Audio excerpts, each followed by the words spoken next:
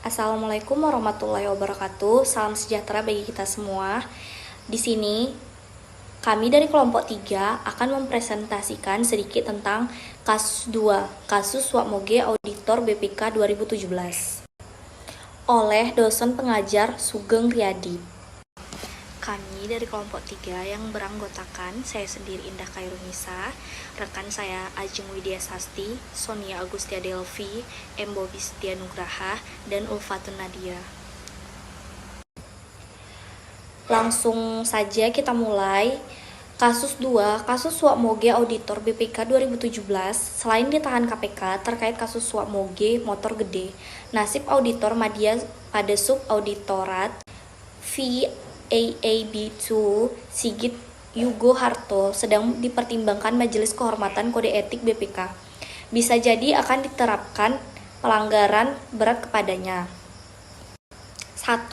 Jelaskan kronologi kasus di atas. 2. Jelaskan pelanggaran yang dilakukan baik kode etik, standar audit, atau lainnya. 3. Sanksi apa yang diberikan. 4. Jelaskan faktor-faktor yang mendasari fraud triangle atau diamond fraud. 1.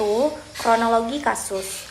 Terdakwa mengetahui atau patut menduga bahwa hadiah tersebut diberikan karena terdakwa mengubah hasil temuan sementara tim pemeriksaan BPK atau PDTT terhadap pengelolaan pendapatan usaha, pengendalian biaya, dan kegiatan investasi pada PT Jasa Marga atau Persero, TBK Cabang Purbalenyi tahun 2015 dan 2016, kata Jaksa Penuntut Umum KPK Ali Fikri di Pengadilan Tindak Pidana Korupsi, Jakarta, Kamis 8/2.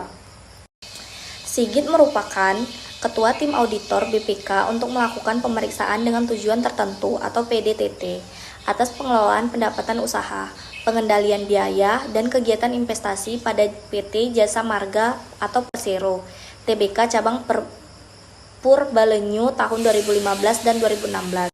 Sementara itu, susunan tim pemeriksaan BPK terdiri dari Dadang Ahmad Rifai selaku penanggung jawab, Epi Soptian sebagai pengendali teknis, Kurnia Setiawan Sutarto, Imam Sutaya selaku ketua tim subtim, serta Roy Stephen, Muhammad Zaki Fatani, Fahsin Pratama, Andri Yustono, Bernard S. Turnip, dan Cecilia Ajeng Nindya Ningrum selaku anggota tim. Jaksa melanjutkan Sigit yang merupakan auditor media pada subauditorat VAAB2 BPK bersama Kurnia dan Imam menemui Laviana Srihardini selaku Satuan Pengawas Internal atau SPI PT Jasa Marga atau Persero, TBK di kantor pusat Jasa Marga 17 Maret 2017. Tujuannya menyerahkan surat tugas guna melakukan PDTT dan meminjam ruangan selama melakukan pemeriksaan. Sigit dan tim pemeriksa BPK akan melakukan pemeriksaan lapangan ke PT Jasa Marga Persero TBK Cabang Jakarta Cikampek, Cabang Purbalenyi, Cabang Semarang, dan Cabang Surabaya sebagai sampling. Selama pemeriksaan berlangsung 8 sampai 10 Mei 2017, tim BPK menerima fasilitas menginap selama 3 hari di Hotel Santika Bandung, Jawa Barat yang dibiayai oleh PT Jasa Marga sebesar 7 juta. Tim BPK juga sempat makan malam bersama General Manager PT Jasa Marga Persero, Cabang Purbalenyi, Setiabudi, Cucup Sutisna, Asep Kormawan, dan Adriansah. Setelah acara makan malam, tim pemeriksa BPK bersama Cucup Sutisna, Asep Komarwan, dan Ardiansah pergi ke Hapanaspa dan karaoke dengan menghabiskan biaya sebesar Rp41.721.200 yang dibiayai oleh Janudin dari PT Ganda Putra yang merupakan subkontraktor. Tutur Jaksa KPK.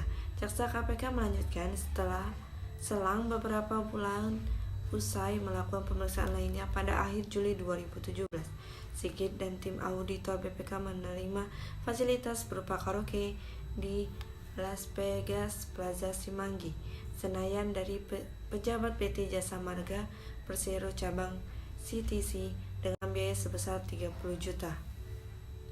Kemudian PT Jasa Marga Persero Tbk Pusat melalui Lapiana Sri Hardini menerima hasil pemeriksaan tim pemeriksa BPK terkait PT Jasa Marga Persero Tbk Cabang Purbalewuni.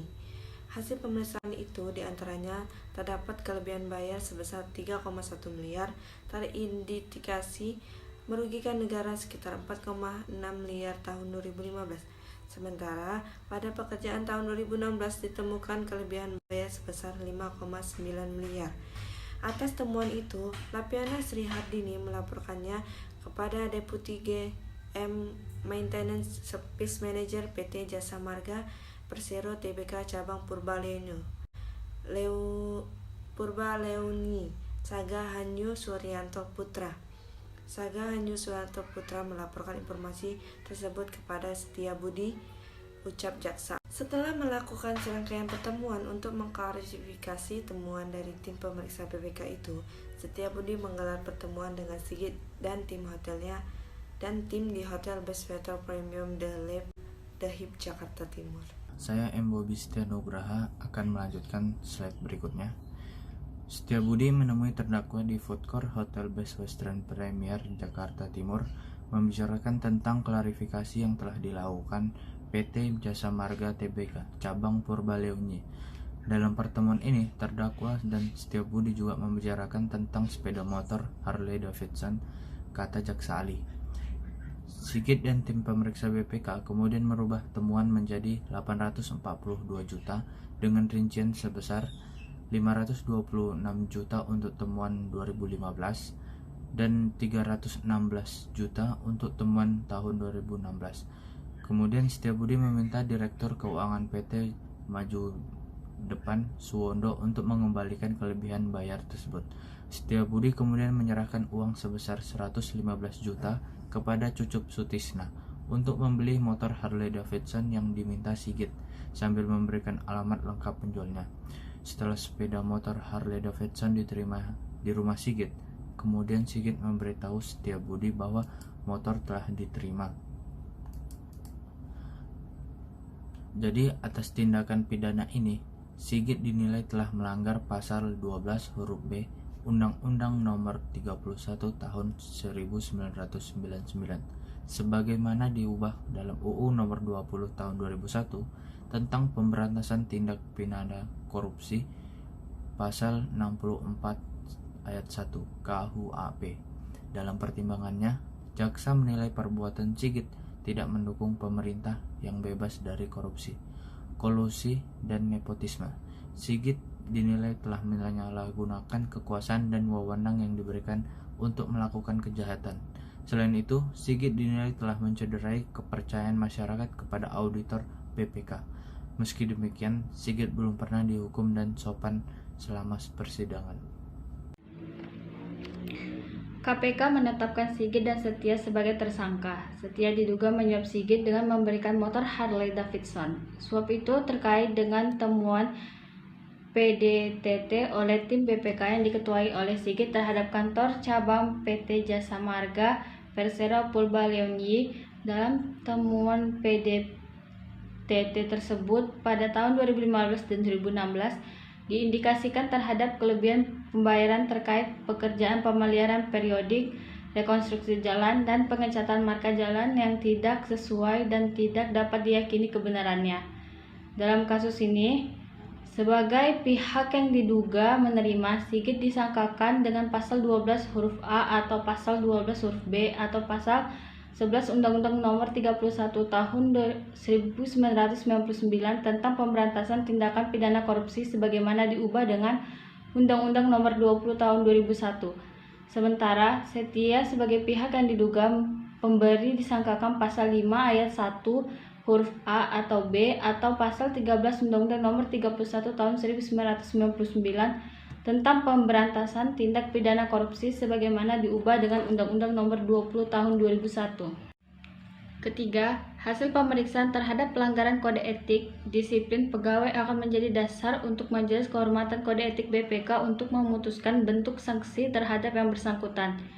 BPK secara prinsip tidak akan mentoleransi pelanggaran hukum dan kode etik dan secara tegas akan memberi sanksi sesuai ketentuan BPK dan KPK secara kelembagaan terus bekerja sama untuk menuntaskan tugas masing-masing sesuai dengan kewenangan, terutama untuk kasus ini yang berjalan juga terkait pelanggaran kode etik sedangkan pelanggaran hukum di bawah KPK. Berdasarkan Peraturan BPK Nomor 3 Tahun 2016 tentang Kode Etik menjelaskan bahwa sudah diatur mengenai kewajiban dan larangan pemeriksaan BPK. MKKE BPK terdiri dari 5 orang, yaitu 2 orang dari BPK, 2 orang dari profesi, dan 1 orang akademis. Yang jelas begitu selesai majelis kode etik akan menentukan sanksi paling rendah berupa teguran tertulis. Selanjutnya bisa juga pemberhentian 2-3 tahun dan paling berat tidak boleh melakukan audit lama selama bekerja di BPK dan ditambah hukuman disiplin kepegawaiannya. Jadi saat ini sedang berjalan dibantu Inspektoral Jenderal sebagai panitera. Dan selanjutnya akan dibahas oleh Ulfatun Nadia. Von Diamond Theory atau FDT. FDT pada dasarnya adalah expanded version dari FTT. Tambahan unsur penyebab terjadinya korupsi menurut Wolf dan Hermos adalah capability atau kemampuan seseorang yang harus memiliki kemampuan dan keterampilan untuk bisa melakukan korupsi, meskipun seseorang telah mengalami tekanan atau godaan insentif, memiliki kesempatan dan telah memiliki alasan rasional untuk korupsi. Tanpa kemampuan yang memadai, korupsi tidak akan terjadi.